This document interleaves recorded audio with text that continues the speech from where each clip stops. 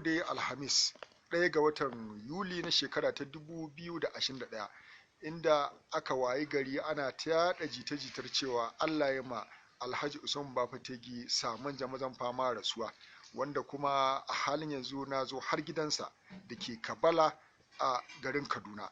Alhaji, ya kaji wannan labari, kuma me za ka ce musamman game da cewa har yanzu kai kana raye a Kaduna? Ai na fi ka da individual mutum da ran shi yana gashi na magana ma da kai, ko ba haka bane? Kwarai da gaske kuwa. To a ce ka taba ganin mutum ya mutu ya kuma yana magana da wani daban?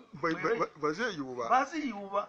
Ni mutane ne da mutum da ko mai son ka ne ko makiyin ka ne, yanda Allah ya ma kaddara Allahu aka kadari. Allah ya kaddara wani abu zai same ka, zai same ka. Kwarai da gaske.